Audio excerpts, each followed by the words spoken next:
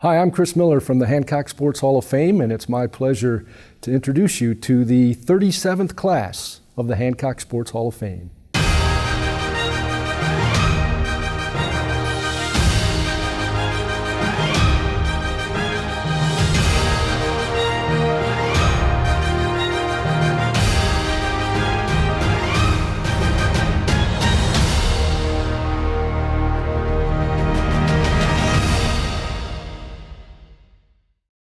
Our first guest tonight and our first inductee is a man who had quite a bit of success, one of the most successful people in his professional career that will now be a member of the Hancock Sports Hall of Fame, and that is Dean Pease, of course, who had great success on the high school and then as an assistant in college, and of course going on and hoping to win a couple of Super Bowls. So he's no stranger to success, and it's our pleasure to welcome him to the Hancock Sports Hall of Fame. Congratulations, Coach. Well, thanks, Chris. It's my pleasure to be here. I feel very honored and very blessed to be in this position.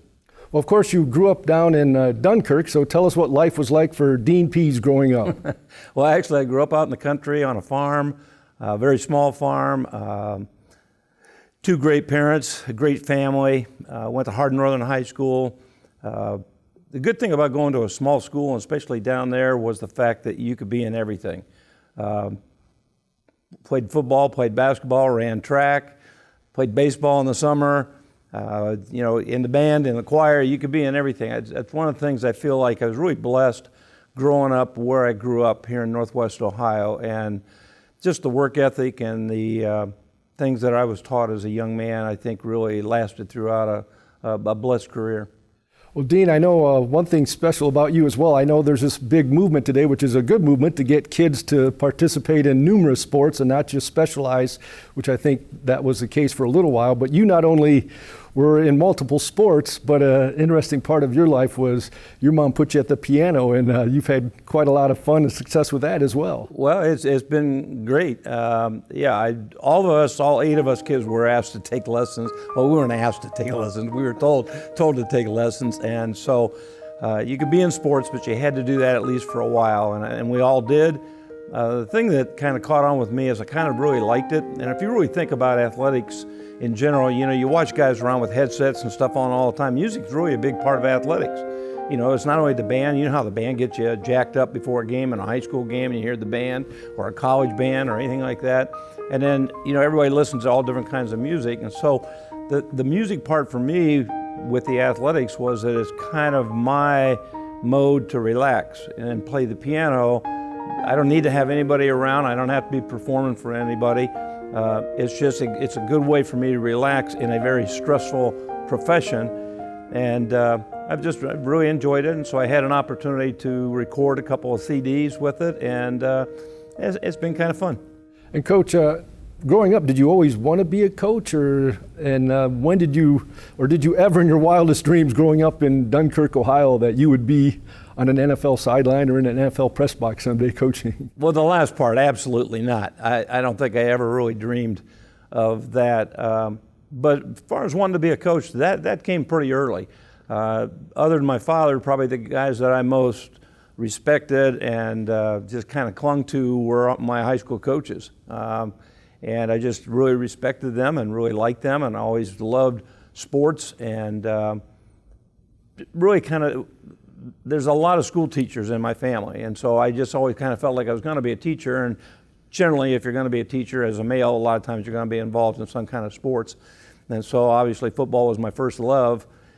And so I knew at a pretty early age that was going to happen. I just never dreamed. I never thought I'd be a college coach. I was head coach out here at Elmwood High School outside of Findlay here, and loved it, and never really had any aspirations of going into college till Coach Strom gave me an opportunity to come to the University of Findlay.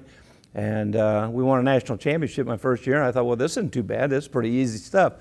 So it's just then 4 years there, and then 25 years later, I had an opportunity to go to the NFL, and 20 years after that, I'm finally retired. It's kind of been a whirlwind, you don't think of 50 years being a whirlwind, but that time flies by pretty fast, and just really had a blessed career.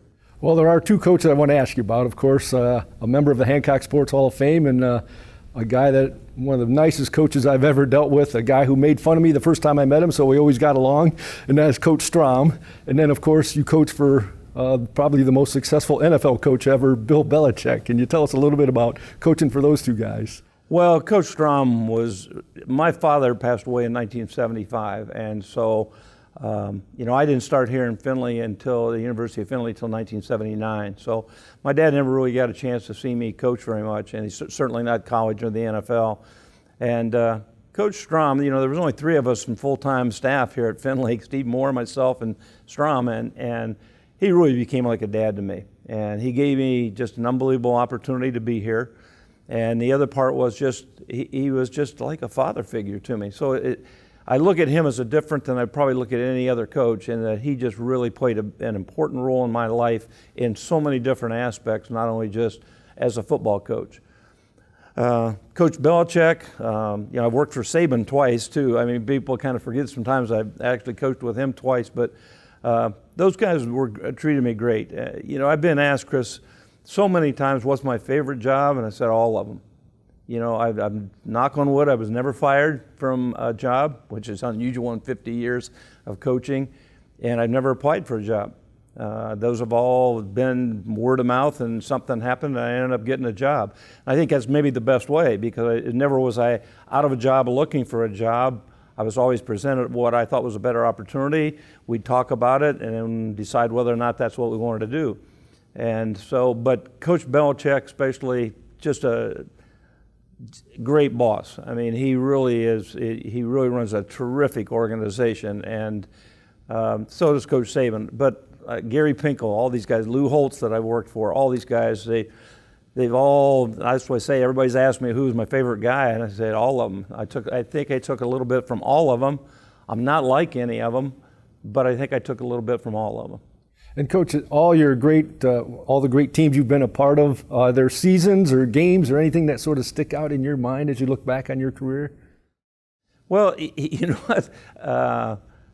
sometimes it's kind of funny because everybody thinks I'm gonna pick Super Bowls, and especially the one of the worst memories is when we went 18-0 at New England, and I'm defensive coordinator, and we lost in the Super Bowl to finish 18-1. That's a hard one to ever forget, but.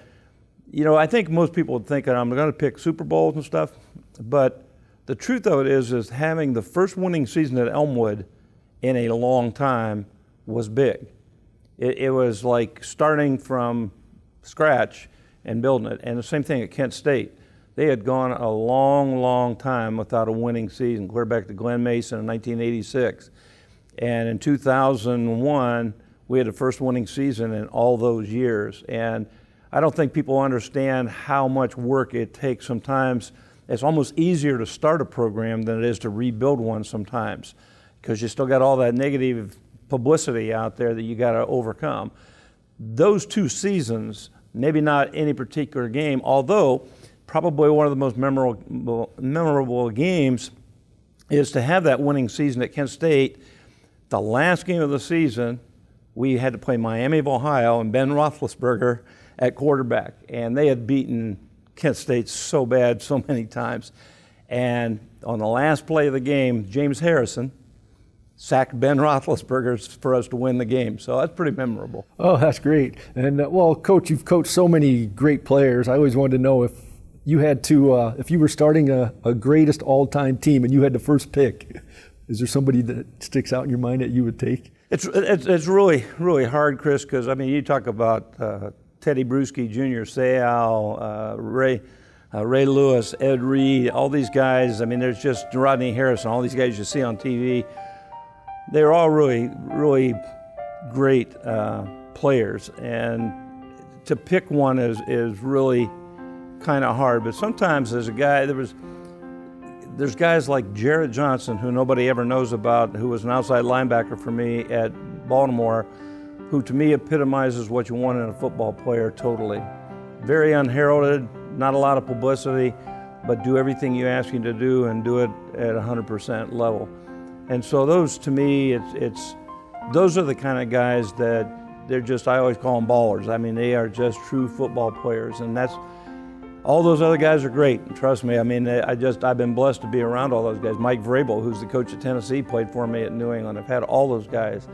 And so it's hard to pick one that I would say I would start with, but Jared Johnson might be one. Okay, and well, Coach, now that you're retired, what does the future hold for you? Well, right now we're going to do a little traveling. I finally,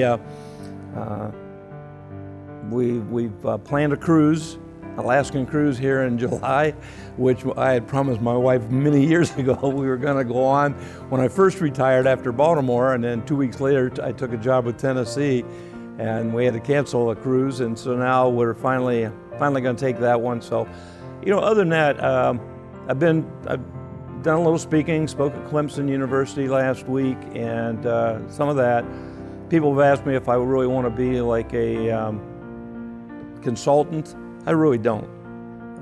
And somebody's asked me, would you like to help out maybe at the high school? So it's not that I don't, it's a commitment. And it doesn't really matter whether you get paid, whether you're a volunteer, whatever. If you're going to make a commitment, make a commitment. And that's what I've always done. And I probably also, I've been the boss for so long, I don't know if I could not be the boss now, and I don't want to put somebody in that position. And just finally, Coach, what does it mean to you to be inducted into the Hancock Sports Hall of Fame? Well, it's tremendous honor. What really always means a lot is coming back home. I still got family that live outside of Dunkirk, a lot of family. My wife's family, she grew up in Bloomdale, Ohio. It's just, anytime you get recognized back home, that's just a thrill. It's different than anything else.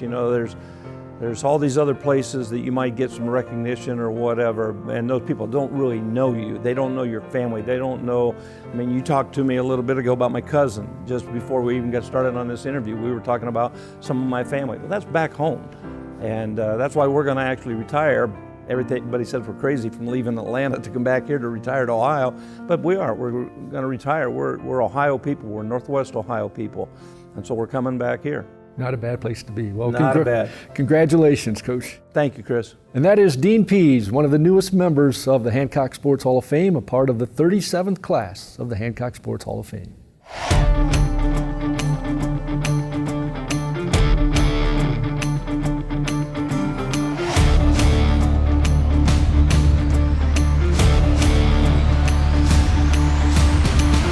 Our next inductee to the Hancock Sports Hall of Fame was a three-sport standout at Liberty Benton in golf and basketball and track as well. Went on to the University of Toledo and has spent most of his life on a golf course.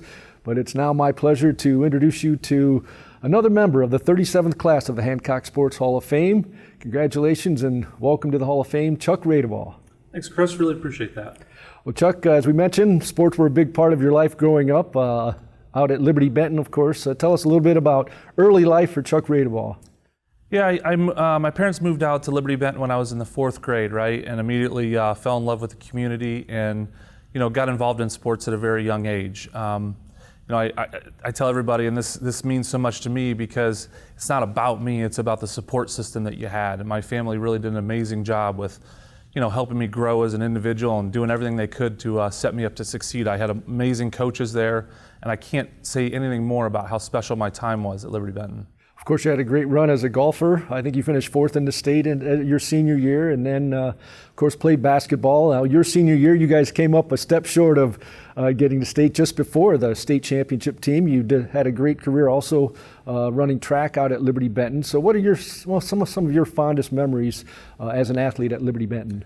Yeah, I would start with golf, right? I played the state tournament 3 consecutive years, my sophomore, junior, and senior year. I was second team All-Ohio junior and sophomore years, and then first team my senior year. Came close to winning.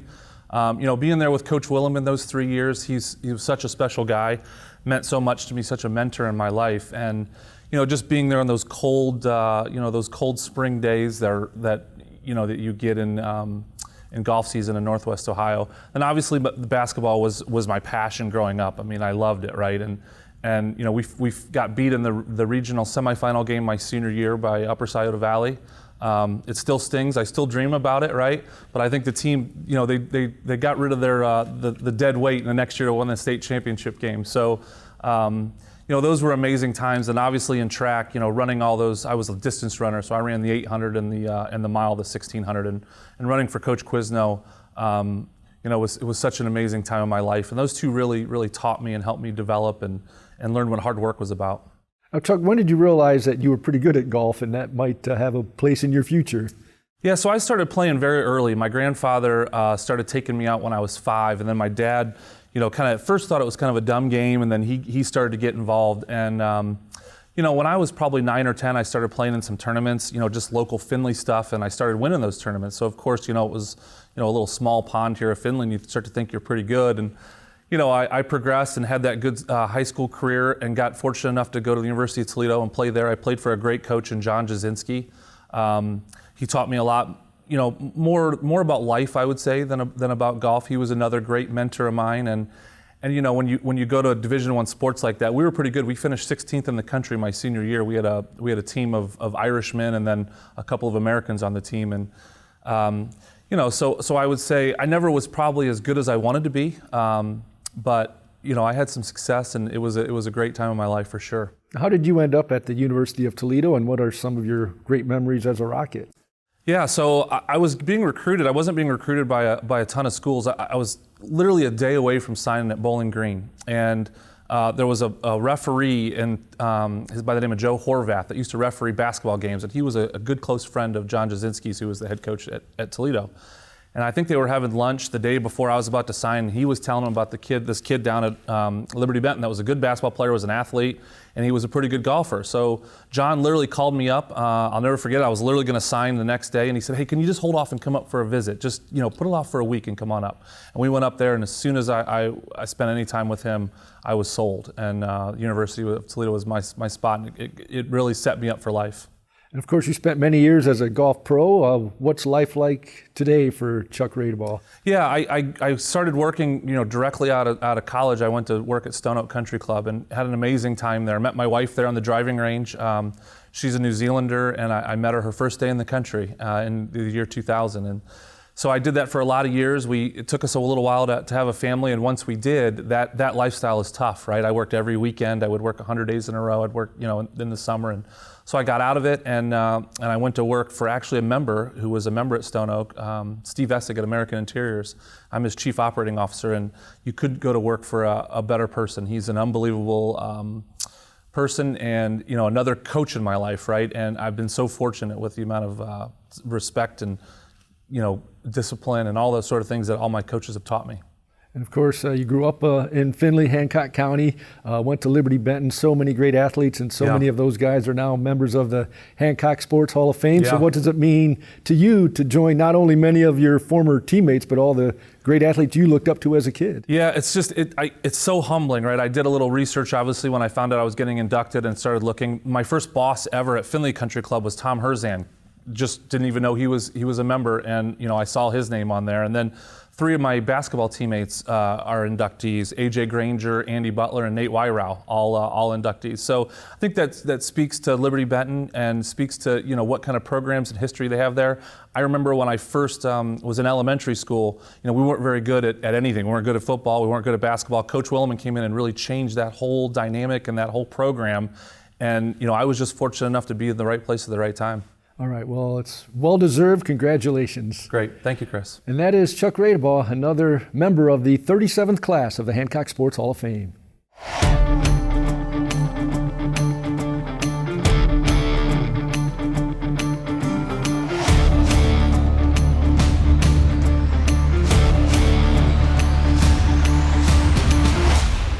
Our next inductee to the Hancock Sports Hall of Fame is a former basketball and volleyball standout, more so on the volleyball court at Liberty Benton and at Findlay High, and then went on to play at Georgia Tech on the volleyball team. And congratulations to another member of the 37th class of the Hancock Sports Hall of Fame, Allie Niekamp Terek. Congratulations. Thank you. Well, Allie, you grew up in a very athletic household. Your 2 older sisters were basketball players. I'm sure your older brother played sports as well, and of course everyone knows your dad, Ron Niekamp, the legendary basketball coach at the University of Findlay. So what was life like growing up in such an athletic household? It was competitive. So I was the youngest of 4 kids, and my older siblings set a high bar.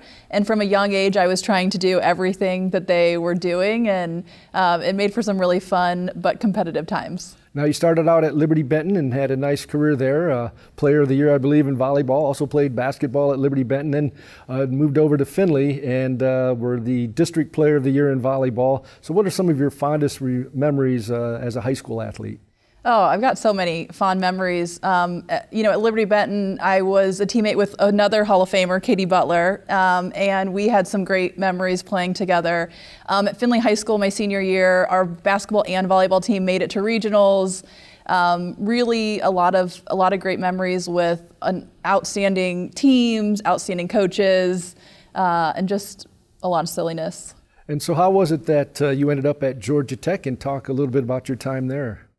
Yeah, when I was a junior in high school, I was recruited by Georgia Tech, and that year they had made it to the Elite Eight. So they caught my attention. One of my best friends from my travel team had also committed to play there, and a friend of mine from Columbus, Talisa Kellogg, had also committed. So I was one of 5 people in that class, and we were really excited to go down to Atlanta, show them what Ohio players could bring down south. And you had quite a nice career down there. I know you're still on the record books for several different categories. So talk a little bit about the actual playing days at Georgia Tech. Yeah, I quickly realized that what got me to Georgia Tech wasn't going to keep me playing at Georgia Tech. The level of play was so high, it was so competitive, and the energy in that gym was amazing. And so I really learned how to work really hard, both in the classroom and on the court, and had a great time along the way. And I would say probably my favorite memory from Georgia Tech was when we beat Duke on Dig for the Cure night. So we raised thousands of dollars for breast cancer and knocked off a nationally ranked team in our home gym. And what is Allie, Niekamp, Terek up to these days? These days I work for Nationwide Financial. I am the chief of staff to the president, and I get to do a lot of strategy work and help people save for and plan for retirement. And Allie, what does it mean to you to go into the Hancock Sports Hall of Fame? Of course, you mentioned some of the great athletes that are already in the Hall of Fame, and I know you played with many of them. And also, it's extra special for you because now you'll be in the Hall of Fame with your dad. Yeah, it means a lot. I was actually just talking to my dad about that on the drive over, and I got to grow up watching the Oilers and his outstanding career, and so to get to be included in this group of athletes and coaches and just contributors to Hancock County athletics, I feel really grateful and really proud. Well, congratulations. It's well deserved. Thank you. And that is Allie Niekamp Terek, another member of the 37th class of the Hancock Sports Hall of Fame.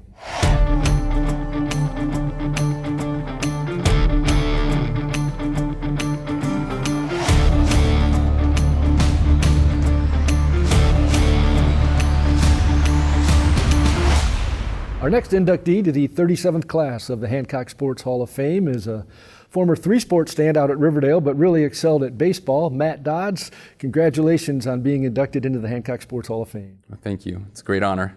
Well, Matt, you grew up in Mount Blanchard, a Riverdale kid. What was life like growing up back in those days for you? Oh man, there's a big story to tell, but to keep it simple, it was a simple life. Part of my speech tonight will be talking a lot about there was nothing to do during the day but play ball, every sorts of ball imaginable, along with my brother and his friends, and that was a big part of the success later in life. Of course, that was Riverdale's days back in the NCC, I believe, but you were all conference in football, basketball, and baseball. Back in those days, what was your favorite? Oh boy, I was always best. It was easiest for baseball. Was easier. I loved Friday night. I loved Friday night football. I hated practicing football. I loved basketball. I really did love basketball, but my best sport was obviously baseball to go and play collegiately. But I sure did enjoy all 3 in their own seasons, and I'm glad I played all 3 seasons of different sports. Of course, you had some great numbers as a baseball player, both as a pitcher and as a batter. So just to take us back to those days, I do know one that stood out to me when I was looking at your biography was 26 strikeouts in a 12-inning American Legion game. So you threw a little heat. Talk about some of your highlights as an athlete growing up. So baseball-wise, there was so many great experiences, teammates, coaches, opposing players. A few of the highlights, obviously, the 26 strikeout game. There's a great storyline to that, by the way. So my dad was in the restaurant business in Findlay, so he couldn't go to the game. He was doing, I think it was a rally in the alley, and he had a food booth or something. So we started that game, and I remember Coach Terek in the Legion Baseball, we were both undefeated, and we're playing them. He's like, hey guys, listen, I know Matt's not gonna be able to strike out all 27 batters tonight. And lo and behold, we go 12 innings and strike out 26. But the second important fact in that game that no one realizes is that this young man, his last name was Lang, I still remember, he was a left-handed pitcher that pitched. He struck out 18 batters and went the whole game as well. So there was a lot of strikeouts in that game. The game didn't take that long, but that was amazing. I'll never forget it. I remember my dad didn't believe me when I told him, you're not gonna believe what happened. So that was obviously one of the best. There's so many going back though. Legion Baseball was a lot of fun. We had really good teams. We had some good high school teams. Seems like my sophomore year of high school was a real eye-opener because I only pitched 2/3 of an inning as a freshman. Wasn't really ready, and then for some reason it just kind of all clicked. So there's a lot of really fun games. I remember striking out the first 18 batters at Colonel Crawford, going into the 7th inning, and ended up with 18, and a Red Scout was there, and that kind of precipitated some conversation. But anyway, long story short, there was a lot of great games, especially baseball-wise. Great memories.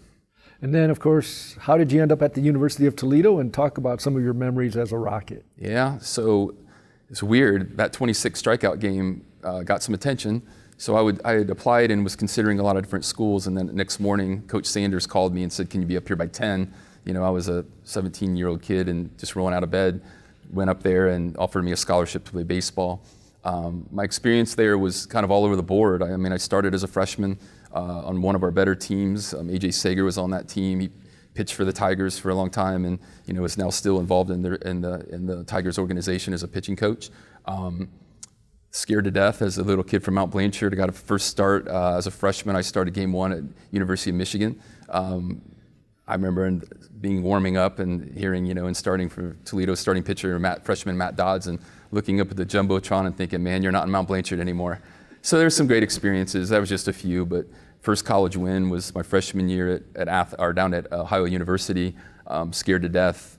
Had great catcher that really kind of just led me through that game and through a complete game there. That was awesome too. And of course, you raised a couple of pretty good athletes in your own right. What has life been like for Matt Dodds since you left the University of Toledo? Oh, even better. Part of my presentation tonight is talking about my family, but privilege of raising 3 wonderful girls and 1 wonderful son. Fortunately, especially Whitney and Lindsay really took to basketball. Whitney was a tremendous player, and so was Lindsay. Alyssa was tremendous in the school classroom and did a lot of other things, just not the interests weren't in sports as much. So yeah, I coached all of those guys, my son included, baseball, soccer, you name it, whatever it was we did. Learned a lot, learned that I probably wasn't the greatest coach all the time. I was maybe a little too hard for youth soccer, right? But those are the best memories really, is watching my kids grow up and watching them become successful, and whether it's in the classroom, now professionally for a few of them. But I sure did love the experience, and we had some tremendous teams at Arlington under the tutelage of Seth Newlove, with Lindsay and Whitney, with great teams, like some of the best teams assembled around this area. So that was really the highlight of my career. And what are you up to these days? So now, yeah, so it's my wife and I, my son's in college, Lindsay's in college, built a house out by Dunkirk, so we're out there where Coach Pease grew up. Amy and I are living the life, right? You know, they say the empty nester thing's a big bad deal, but we're really enjoying it. Fortunately, our kids are close. Alyssa's moving back to Ohio here soon, and everyone tends to kind of migrate to our house and still get together all the time. So we certainly cherish those days and times. And growing up here in the area, and now being inducted with some great athletes, many of them I'm sure you followed as a kid and played with some, and you recognize many of the names in the Hall of Fame. What does it mean to you to be a member of the Hancock Sports Hall of Fame? Yeah, it means a lot. I mean, it was a big deal. I remember when some of the nominations, and when my friend Wes Davis was getting some stats, I'm like, what's going on? And he told me what he was doing. I'm like, wow, you know, I'm just a little guy from Mount Blanchard. I didn't know that this really could happen. You know, I know Coach Pease is getting inducted tonight, and I'm a big Dolphins fan, so I got to give him a little grief about being the Patriots defensive coordinator so many years and beating our butts. But this is it's a great honor. Kind of check that box. Super grateful. My family's supportive of this, and everyone's a big crew here tonight, so it'll be a lot of fun.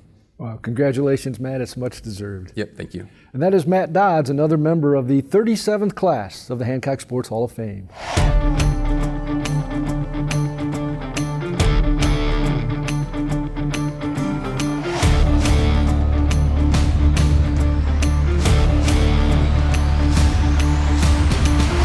Our next inductee for the 37th class of the Hancock Sports Hall of Fame had a great career on the basketball court for the Findlay Trojans and then spent many years coaching this game that he loved.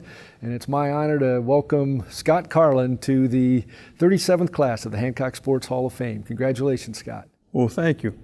Well, you grew up in Findlay, and of course, when you were growing up, there were quite a few great athletes. It was sort of the prime of Findlay athletics back in those days. What are some of your fondest memories of growing up as a Findlay boy?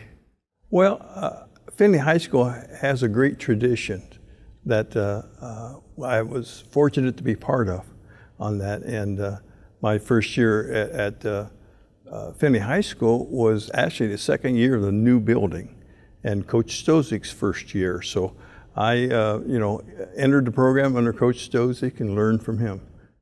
Of course, you were, a year behind? I think you said Dave Sorensen. Yes. So you played with some great athletes back in those days. We did. All those seniors there. Tom Ludy was part of the group we played there.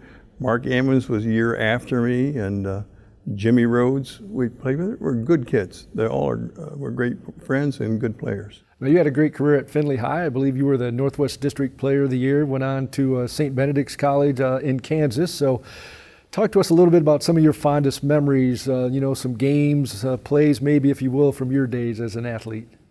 Well, I appreciate the fact that Coach Stozik, first he let me dribble behind my back and throw passes behind my back, which wasn't done much in those times, So he gave us that freedom to do that.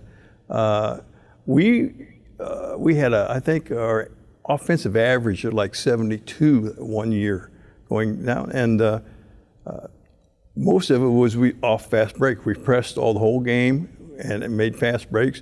And it was fortunate the first 2 years, if we didn't make a shot, we just threw it to Dave and he would put it in. So that's quite a memory. And I'm going to talk a little bit tonight, that basketball is not always about winning. It's doing the right thing. And I know when Dave didn't play in the playoff game his senior year, and we just barely lost to Lima Shawnee, that he had played, it wouldn't have been close. But his health and the future endeavors are more important than a particular game. Right. And Coach, how did you end up at St. Benedict's College in Kansas? Well, Chris, the coach more or less steered me through high school and got me basically to St. Benedict's. There's a bunch of other schools we were interested in. I was going to maybe the Coast Guard Academy, but ended up going to St. Benedict's. They had just won the national tournament, NAIA at that time, in Kansas City. So I, went out there, saw the whole finals, and then made my commitment to be there. The thing was, they had all their starters back. When I was a freshman, so I got in there, had to defend all those guys, and they had 2 All-Americans in there and had to throw the ball to them all the time. So it was quite a learning curve.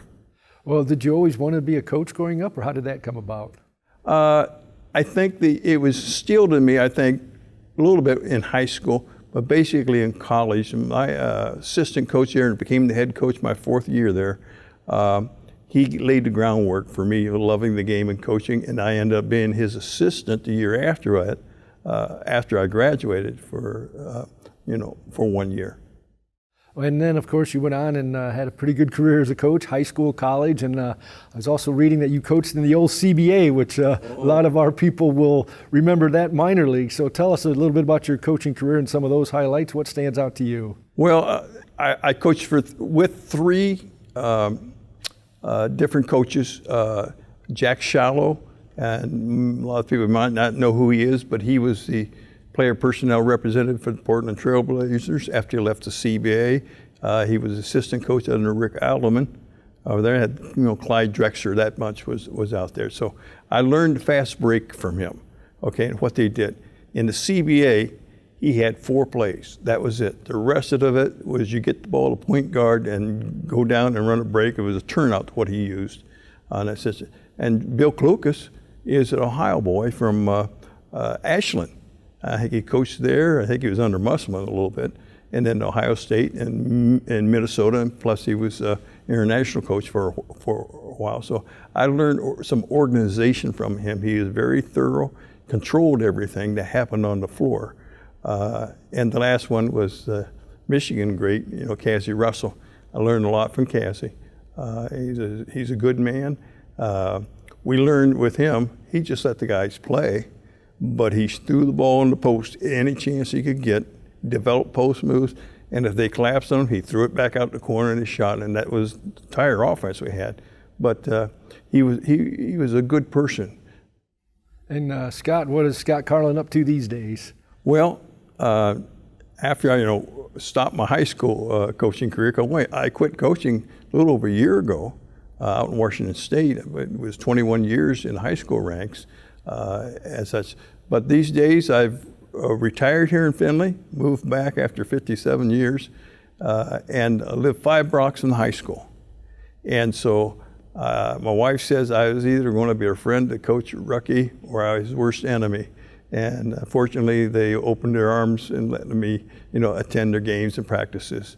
Well, I know Coach talks very highly of you. And well, Scott, just finally, you mentioned Dave Sorensen, John Stozic. I know the great Carl Bachman, you said, was the athletic director when you were in high school. So, so many of these big names are now in the Hancock Sports Hall of Fame. And tonight you're going to join them. What does that mean to you? Well, it's humbling to realize all these people, what before me. What was interesting, yesterday we walked out here when and did some preliminary, and guys were walking around. They're all coaches. Their experience and their with players and coaching over the years. The room was just filled with people who knew sports and was familiar with all different types of football, baseball, basketball. They were all out there, and what a wealth of knowledge that is here in the Hall of Fame. All right, well, congratulations. It's a well-deserved honor. Thank you, Chris. And that is former basketball great, as a player and a coach, Scott Carlin, another new member of the 37th class of the Hancock Sports Hall of Fame.